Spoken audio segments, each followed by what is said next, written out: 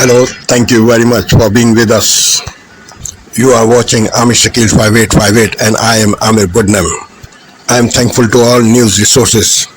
Following news have been reported by American and Canadian channels and is AFP, AP and Reuters news agencies. Now the headlines.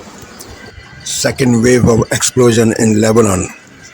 Paris husband-wife rape case. Wildfire destructions in Portugal. Australia abstain in United Nations. Gays inquiry in North South Wales, Australia. Sean Diddy bail rejected. Federal Reserve cut interest rate. Deep sea mining. Ship company fined for breaking bridge. Boeing workers are laying off. Central Europe flood killed 23. Zimbabwe culling elephants. South Africa drought. Online passports renewal for Americans. WNBA in Portland. Tupperware filed for bankruptcy. Kid's car overturned, injuring many critically. On Wall Street, S&P 500, Dow Jones, and Nasdaq all went down. Now please watch the channels.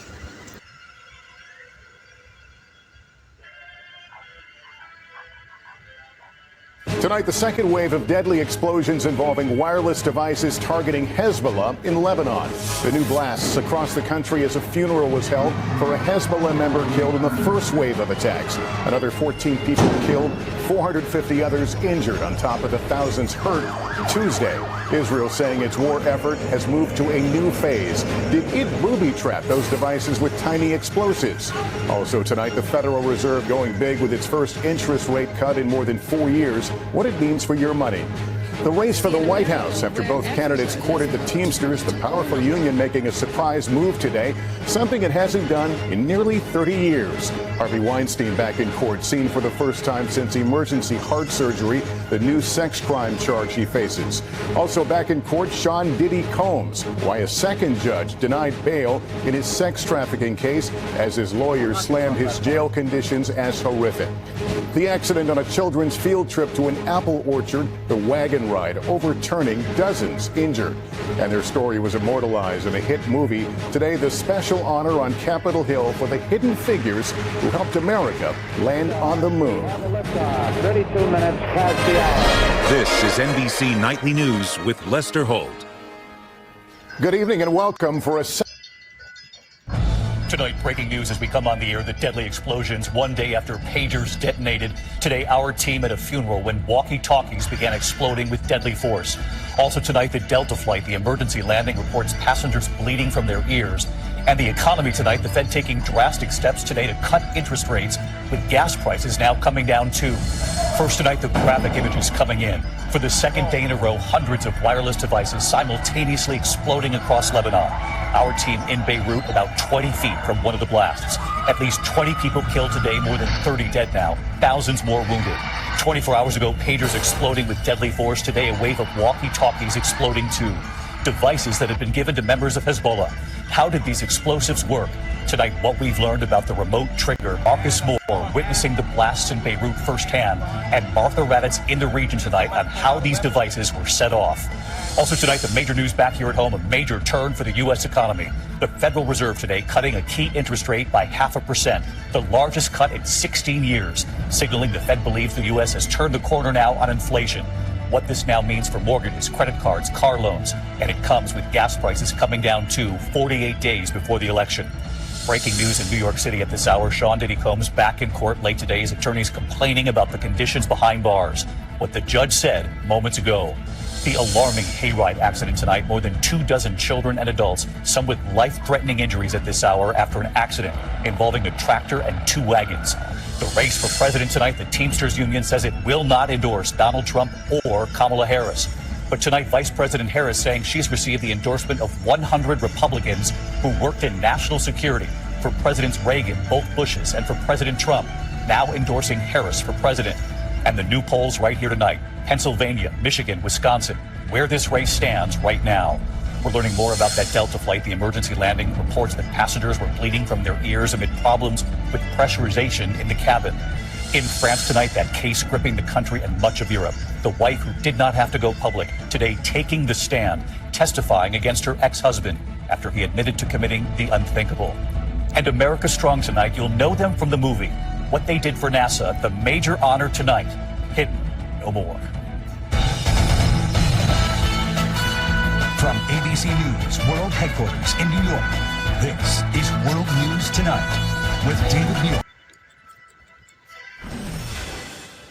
The Teamsters Union dropped a bomb on the Harris campaign today, refusing to endorse her. It's the first time the Teamsters didn't endorse a Democrat in, 30 years? They didn't endorse Trump either, but released a poll from their members. If it were up to the members, they'd give Trump a full-throated endorsement. Look at that. The Teamsters love Trump. Just can't endorse him because it'll look bad. It's a great honor. They're not going to endorse the Democrats. That's a big thing. And this is the first time in, I guess, 50, 60 years that that's happened. Democrats automatically have the Teamsters. They took a vote, and I guess I was at 60% or more, and that's a great honor. A new Gallup poll has Trump beating Kamala with independents by 25 points. And a new Fox News battleground poll. Trump's ahead 2. There's your election. A CBS reporter in Nevada went from restaurant to restaurant and could barely find a single Harris supporter. Watch. But what was really incredible is in every single restaurant of the people willing to talk to us, we could only find one Harris supporter in every restaurant. And we left no stone unturned. I want someone who's strong, who demands respect and who gets the respect and who can deal with foreign leaders. I think Trump's the guy. Everybody feels it at the grocery store, at the gas pumps. And yes, I do contribute that to Biden. Sometimes the solution is you got to tear it down and rebuild. I'm extremely concerned about the border. There are people who have come here legally. Why do they get pushed aside? Voters are realizing Kamala doesn't have the solutions to the problems she created. And here she is being asked, are Americans better off than they were 4 years ago? Listen. I grew up a middle-class kid. My mother was hardworking. She raised me and my sister Maya. She saved up. And it was only by the time I was a teenager that she could afford to actually buy her first home. And I know, and I identify with, I know where I come from. Madam Vice President. And I know, but I'm just going to finish. I know that so many people work so hard and should have the opportunity to just get their foot in the door. Again, so it's not just about getting by, but getting ahead. Every answer's a dodge. Every one. Even CNN is picking up on it. When you listen to Kamala Harris and what she will do, you can almost start a drinking game every time she says small businesses. Describe the politics of that. Well, she says that. She also talks about being a middle-class kid. That's also the front of her answers. Today, she was at a Hispanic event in Washington, and she said nothing. I love you back. I grew up understanding the children of the community are the children of the community. Recently, I was in Nevada. I'm in these streets, let me tell you, I'm everywhere. We have some work to do. In fact, a lot of hard work ahead of us. But we like hard work. Hard work is good work. Hard work is joyful work, I say. Kamala's running out the clock so you don't hear about her dangerous policies. She talks about an opportunity economy. But what that really means is that she'll just take it as an opportunity to take all your money and give it to people she likes more than you. She'll take trillions of dollars out of the economy, spend it on equity welfare. $1 billion for trans, $1 billion for migrants. You know how it goes. She's going to raise taxes so high, companies are going to have to lay you off. We're going to go into a recession. And then she's going to spend more money trying to bail herself out. She says she's a career prosecutor, but her record's criminal. She's going to decriminalize drugs, empty the prisons, and just like in California, you're going to be allowed to steal anything just under $1,000. She has San Francisco values. And she's right. Those values haven't changed. And if you own a gun, she's going to walk into your home and look for it. Just because you legally possess a gun in the sanctity of your locked home doesn't mean that we're not going to walk into that home and check to see if you're being responsible. So she's going to take your guns, cancel cash bail, and give amnesty to 20 million illegals she let in. Sounds safe. America First legal founder and senior advisor to President Trump, Stephen Miller. All right, so Miller, break down the state of the race. Well, Jesse, I grew up in a middle-class family where I understood that children of the community are the children of the community. And what we need More than 20 states in the country now restrict abortion or ban it entirely, leaving survivors of rape and incest behind with few options to help themselves. Our next guest is also a survivor, and she's sharing her story with the world in a powerful new ad for the Harris campaign. I've never slept a full night in my entire life. I was 5 years old when my stepfather abused me for the first time. I just felt like I was alone on a planet with a monster. I was 12 when he impregnated me. I just remember thinking, I have to get out of my skin. I can't be me right now. Like, this can't be it. I didn't know what to do. I was a child. I didn't know what it meant to be pregnant at all. But I had options. Because Donald Trump overturned Roe v. Wade, girls and women all over the country have lost the right to choose, even for rape or incest. Donald Trump did this. He took away our freedom. Hadley Duvall joins me now. She's a reproductive rights advocate and a Harris campaign surrogate. You are one extraordinarily brave woman, Hadley. Why did you decide to share your experience with the world? The day after Roe v. Wade was overturned, I, woke up with the harsh reality of I might have survived my trauma, but my story isn't over. And no matter what, I'll always be a survivor. And I just couldn't imagine what those little girls and women were going through who don't have the options. What would your life look like today if you didn't have Roe when you were 12? I could potentially have a 10-year-old of my stepfather who raped me, and that is just so unimaginable.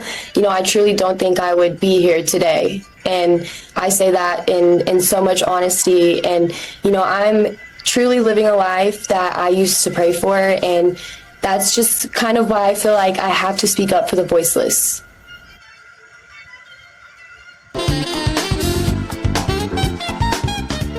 Welcome to Democracy Now!, democracynow.org, The War and Peace Report. I'm Amy Goodman.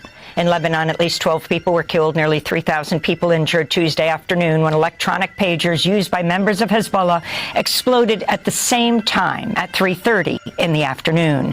The simultaneous blast set off fear and panic in Beirut and across southern Lebanon and left hospitals overwhelmed. Hezbollah blamed Israel, vowed to retaliate, raising fears of a broader regional war. Reuters reports Israel's Mossad spy agency managed to plant explosive devices in pagers bought in recent months by Hezbollah from a company in Taiwan. Victims of the attack included a 10-year-old girl named Fatima Jafar Abdullah, who was killed when her father's pager exploded. Iran's ambassador to Lebanon, Mujtaba Amani, lost an eye to an exploding pager. Hezbollah relied on pagers for communication in part to avoid Israel's surveillance of other communication networks. Lebanese lawmakers condemn the attack as an act of terrorism. After headlines, we'll go to Beirut, to Geneva, and Boston for the latest. Top Biden administration officials quickly distanced themselves from Tuesday's pager attack in Lebanon. This is State Department spokesperson Matthew Miller. I can tell you that the U.S. was not involved in it. The U.S. was not aware of this incident in advance, and at this point, we're gathering information. On Tuesday, Vice President Kamala Harris defended the Biden administration's support of Israel throughout its assault on Gaza. During an interview with the National Association of Black Journalists in Philadelphia, Harris also cited her support for President Biden's decision in May to temporarily. Tonight, a second wave of deadly explosions rocks Lebanon, this time targeting walkie-talkies. We're inside the country as tensions between the terrorist group Hezbollah and Israel are mounting. Hospitals like this one are now at breaking point. Major news for the economy, the Fed cutting interest rates for the first time in 4 years. What it means for your wallet. It's a huge problem, and it's getting worse and worse. And tonight's Eye on America. Mortgage rates are coming down, but what about the supply shortage of homes? We look at one solution. I'm the first person in my family to be a homeowner. The CBS Evening News starts now.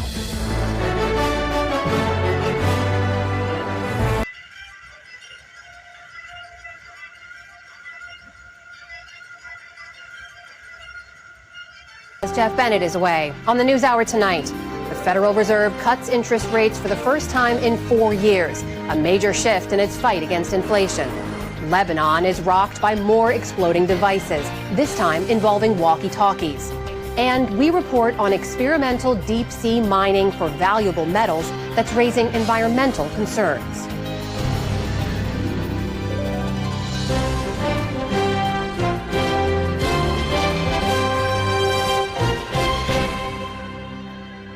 Major funding for the PB.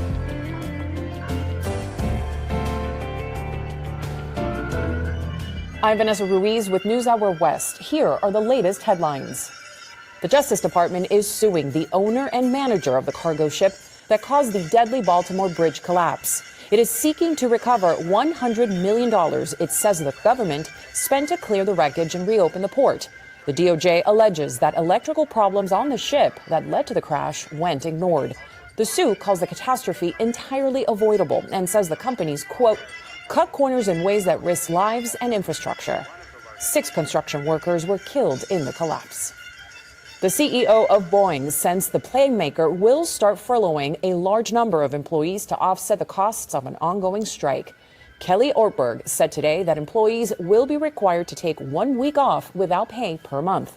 It's not clear how many people will be affected, but the number is expected to be in the tens of thousands. Senior executives will also take pay cuts. More than 30,000 machinists have been striking since Friday for better pay. Production has stopped on multiple Boeing planes, including the 737 MAX jet.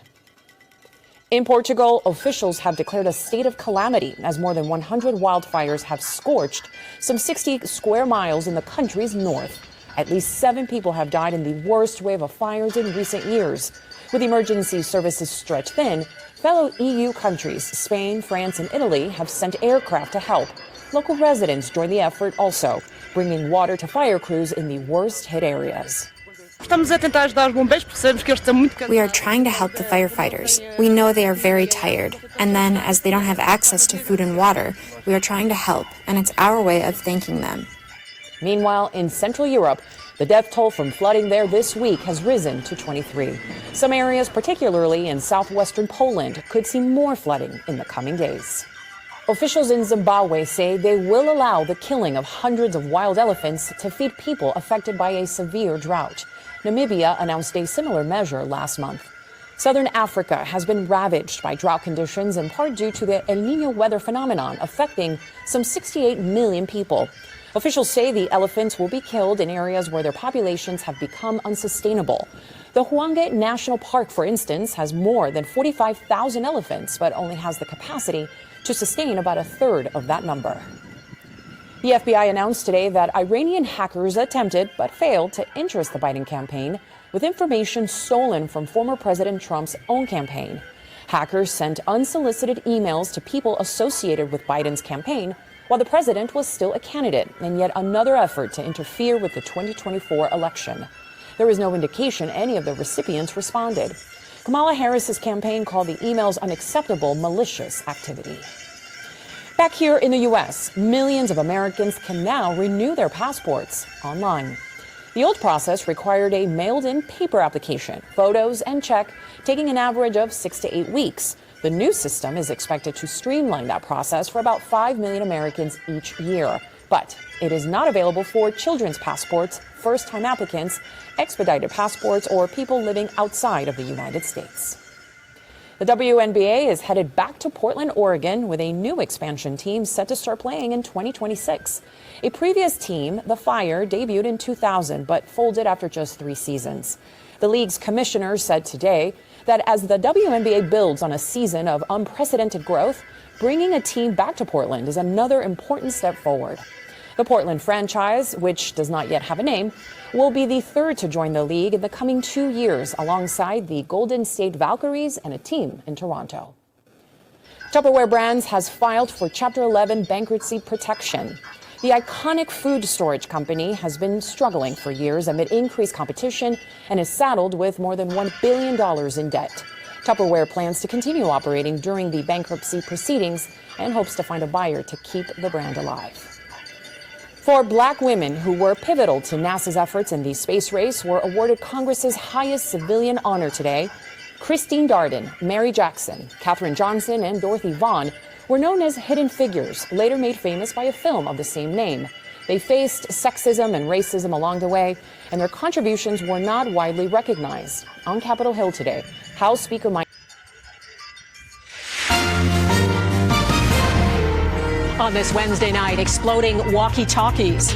A second round of a sophisticated, deadly attack across Lebanon. The fresh wave of fear as Israel declares a new phase of war. An indigenous family's pain and plea for answers. This could have all been prevented. The Nova Scotia hospitals accused of deadly discrimination. A warning about online gambling addiction. It started to get worse and worse and worse. Why some people say it's impossible to break the habit. And putting a lid on it. Chips keep chippier, dips keep dippier. What's next as Tupperware topples into bankruptcy?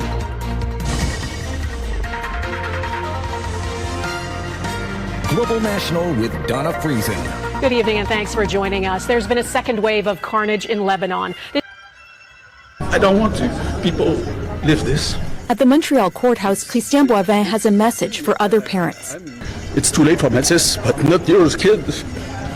His 15-year-old son died from a drug overdose in his home last year after taking an opioid stronger than fentanyl he bought online.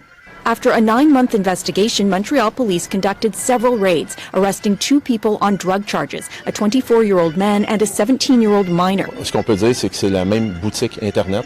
Police allege the suspects are linked to the online shop where Matisse bought the drugs, but because they have not confirmed who made the sale, the accused are not charged with Matisse's death. There's several kinds of drugs, some very hard drugs and other drugs that are not as serious. In Canada, it's still a fairly new phenomenon, and we don't really have yet a good idea of how big the problem is. This expert says buying drugs through social media or channels like Telegram can be simple, but cracking down is not.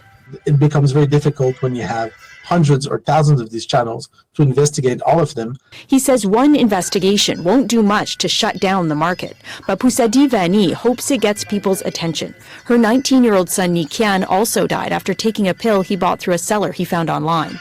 He just took one and probably he fell asleep and never woke up. It could be your son, it could be your daughter, and it could be the neighbor next door. It's been 9 months since Christian Boivin lost his son. He hopes talking about it will help save lives. Alison Northcott, CBC News, Montreal. Tonight, a Conservative move to topple the Liberals blocked. Alors, à la question, la réponse est non. The party promising to prop up the government. You're a coward. You're not going to say it to my face. And the renewed security concerns in a polarized political climate. Somebody's going to get hurt. A second wave of devices rigged with hidden explosives goes off in Lebanon, just as worshippers gather to mourn a victim of yesterday's pager blast. Indeed, it was a sort of a mass aggression. Hezbollah's calls for revenge as Israel declares a new phase of war. The multi-billion-dollar takeover of MLSE and the seismic shift for Canadian sports. Rogers has a monopoly on professional sports in this marketplace. Hello, I'm here for this coach. Plus, the brazen car theft. The Ontario man plowed over by his own luxury car in his own driveway. Plus, putting a lid on a kitchen staple. That type of a container is so available everywhere now. The long-term fate of Tupperware sealed. Yes, there's a party going on at Mrs. Betty Martin's house. It's a Tupperware party.